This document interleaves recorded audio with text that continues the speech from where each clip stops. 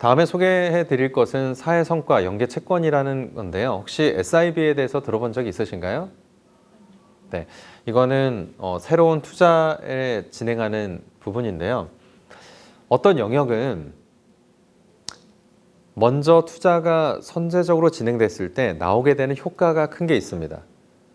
하지만 우리는 어떤 효과에 대한 것을 먼저 보면서 투자하지 않는 이유가 또 있는데요. 예를 들어서 태풍이 불어닥쳤어요.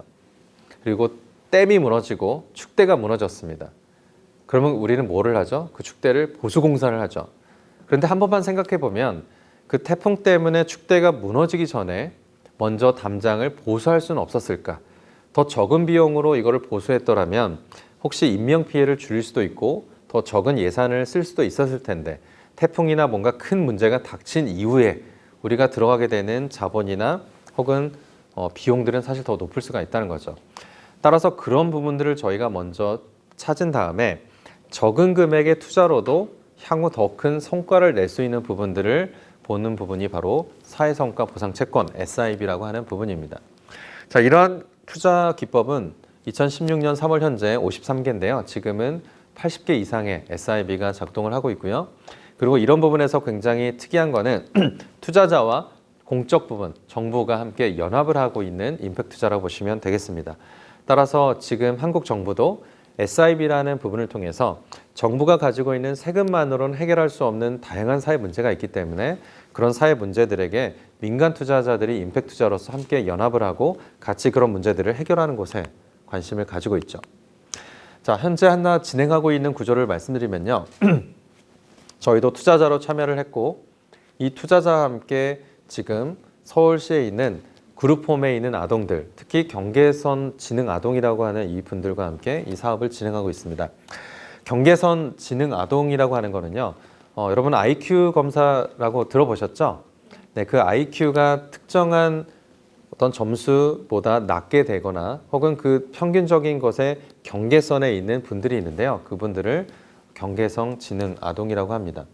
자, 이 아동들이 특별한 어떤 케어를 그 특정한 연령대에 받지 못하고 성년이 되고 사회에 진출하게 되면 어떤 곳에 취직하기도 굉장히 어렵고 또 그런 부분에 성과를 내기가 어렵기 때문에 그런 아이들에게 조기에 개입을 해서 경계선이기 때문에 지능이나 사회성을 조금씩 더 올려드릴 수 있습니다. 그래서 바로 그거를 조기에 저희가 개입을 해보자는 거죠. 자, 그렇다면 어떤 효과가 있을까요? 예를 들어서 이런 경계선 지능 아동이 그냥 아무런 배려와 보호가 없이 성년이 됐을 때 사회적으로 그 개개인에게 지원해야 되는 비용들, 이거를 사회적 비용이라고 하는데요. 그런 비용이 1년에 700만 원 이상이라는 거죠. 그러면 그분들의 평균 수명을 예를 들어서 향후 더 50년이 있다고 생각하면 1년에 700만 원씩 어느 정도의 1인당 사회적 비용이 있다는 것을 보시게 되죠. 이 모든 것들이 정부에서는 세금으로 낼 수밖에 없기 때문에 그렇다면 정부는 이 모든 돈보다 더 적은 금액으로 조기에 개입을 해서 그런 부분에 성과가 낼 수 있도록 투자자들과 함께 하고 있습니다. 자, 그런 부분들이 정부 입장에서는 어떤 효과가 있을까요? 세금을 굉장히 아낄 수가 있다는 거죠.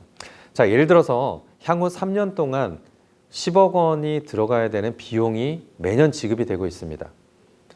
3년 동안 10억을 내서 어떤 문제를 해결하려고 정부가 예산을 내고 있는데요. 그 10억 예산 중에 단 5억만이라도 어떤 투자자가 더 효과적인 솔루션을 가지고 그 3년 동안 어떠한 문제를 해결한다고 생각해 볼게요. 더 효과적인 솔루션이 있다고 하면 3년 후에 어떻게 될까요?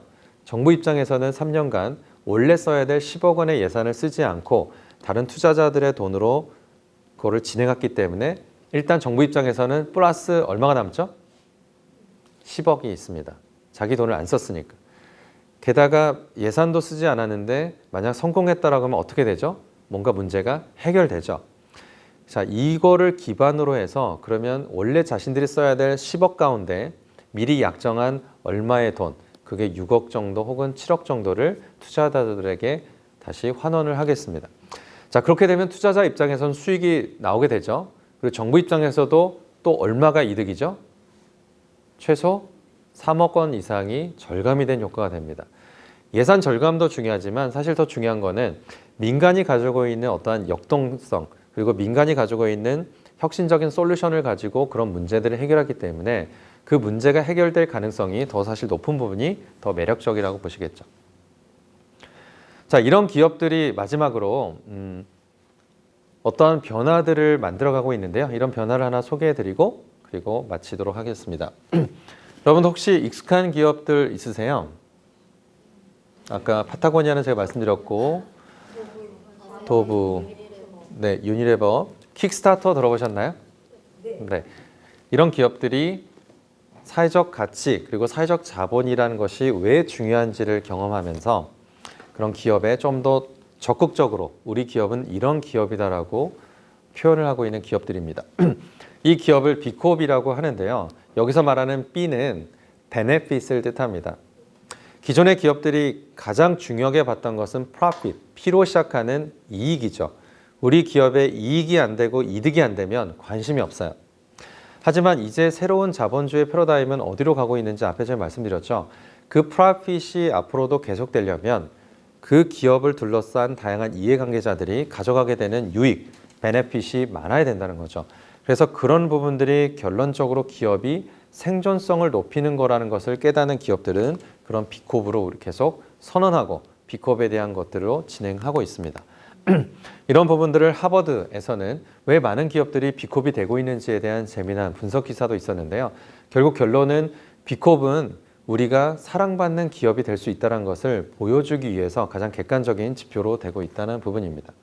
2013년에 노벨 경제학상을 받으셨던 로버트 슐러 교수님도 더 많은 B코업이라는 기업이 결론적으로 더 많은 수익을 낼 수밖에 없다라고 얘기하고 있는데요. 그 이유는 사랑받는 기업이 되기 때문에 어떤 제품들을 마케팅하지 않더라도 아까 파타고니아 사례 말씀드렸죠. 이 옷을 사지 말아달라고 얘기했는데도 팬들은 말을 안 듣습니다. 자, 그래서 그런 재미난 사례도 보이게 된다는 거죠.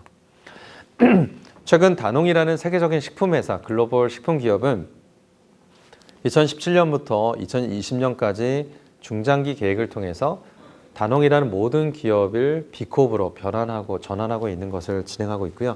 그렇게 하는 이유 중에 하나가 이제는 소비자들이 지금 이 원료, 이 식품을 만들기까지의 원재료가 얼마나 공정한지, 오가닉으로 됐는지 이런 부분들에 대한 것들만 볼 게 아니라 기업 전체적인 부분이 과연 내가 신뢰할 수 있는 기업인지를 궁금해한다는 거죠. 그만큼 현재 소비자들은 스마트해졌습니다. 지금 내가 누리고 있는 이 좋은 서비스를 내가 누리기 전까지 인권에, 환경에, 윤리적으로 과연 어떠한 부분에 마이너스와 플러스가 있었는지를 느껴야지만이 안전할 수가 있다는 거죠. 여러분 그 언론에서 그런 소식 들어봤을 거예요. 어떻게 우리가 좋아했던 어떤 음식이나 제품인데 어떤 대표가 혹은 중요한 임원이 어떠한 것을 발언을 잘못하거나 기업 내에서의 문화에 있어서 잘못되게 됐을 때 어떤 일이 있죠? 소비자들은 더 이상 그런 제품을 선택하지 않거나 자신들의 SNS, 페이스북이나 인스타에 적극적으로 불매운동을 하게 됩니다. 따라서 기업은 이제는 우리 기업이 만들고 있는 제품과 서비스가 이렇게 좋다라만 말할 게 아니라 이 제품과 서비스가 여러분에게 오기까지 뒤에 있었던 모든 모습이 얼마나 투명하고 윤리적이며 환경적인지를 보여줄 수가 있어야 된다는 거죠. 그래서 B코업은 이 5가지를 기준으로 우리 기업은 잘하고 있는지를 테스트를 하고 있고요. 그 B코업에서 보는 것은 거버넌스, 지배구조라든지 책임성, 미션, 그리고 두 번째는 기업 구성원. 아무리 좋은 초콜릿, 아무리 좋은 음식을 사람들에게 환영받는 음식이라 하더라도 이거를 만드는 종업원들이 굉장히 대우를 잘 못 받고 불합리한 문화에서 근무한다는 것을 여러분이 느끼게 되면 그 맛있었던 초콜릿이 맛이 있을까요? 이제 그런 시대가 아니라는 거죠. 세 번째는 커뮤니티입니다. 우리 공장이 쓰고 있는 다양한 물이라든지 어떤 원료들을 우리가 쓸 때 과연 책임 있게 윤리적으로 공정하게 그런 조달을 하고 있는지. 네 번째는 환경이죠. 에너지뿐만 아니라 우리가 무상으로 쓰고 있는 다양한 도로, 기간 산업에 대한 부분들에 대해서 우리 기업은 과연 책임 있게 그거에 대해서 기여하고 있는가. 마지막은 서비스와 제품 자체가 환경적으로 유해하지 않는 그런 부분들을 만들어야 됩니다. 자, 이런 5가지 부분에 대해서 많은 기업들은 스스로의 현재 위치가 얼마인지를 체크하게 되고요. 부족한 부분들은 매년 조금씩 이런 부분들을 개선해 나가는 것, 이것이 바로 비코비 하고 있는 부분이겠죠. 그리고 그런 기업들은 여기에 있는 점수표가 전 세계적으로 다 공개가 됩니다. 그래서 여러분들이 비콥 기업을 보시게 되면 이 기업의 점수가 현재 얼마인지를 보게 되고요. 이런 부분들을 기업은 스스로가 먼저 보여주는 부분이 있는데, 왜냐하면 미국과 같은 경우는 한 25%의 소비자들이 이제 기업에게 이렇게 묻고 있다고 합니다. 당신 기업은 비콥이십니까? 비콥이 아니면 왜 아직도 비콥이 아니시죠? 이런 부분들이 기업에게는 하나의 스트레스가 될 수도 있겠죠. 하지만 진짜 멋진 기업이라면 우리가 왜 멋진지를 객관적으로 보여줄 수 있는 거가 바로 비콥이기 때문에 이런 방향으로 우리가 가지고 있는 사회적 가치, 그리고 우리가 보유하고 있는 사회적 자본들을 공유하고 있고, 또 이러한 부분들을 보면서 투자자들은 어떻게 볼 수 있을까요? 바로 이러한 기업들에 투자를 하고 있습니다. 그래서 지금도 한국에 있는 다양한 스타트업과 소셜 벤처들이 비콥이 되어가는 과정들을 지금 현재 거치고 있고요. 이런 과정을 통해서 투자자들은 이 기업이야말로 우리가 투자할 수 있는 좋은 기업이라는 것을 판단을 할 수가 있겠습니다. 자, 여기까지 오늘 사회적 자본과 임팩트 투자에 대해서 어려울 수도 있는데요. 또 제가 말씀드린 개념들을 한번 복습해 보시면서 여러분들이 언론이나 신문 기사를 이제 보시게 될 거잖아요. 제가 말씀드린 부분과 여러분이 보게 되는 신문 기사 다양한 것들을 한번 연계지어서 생각해 보신다면 조금 더 유익할 것 같습니다.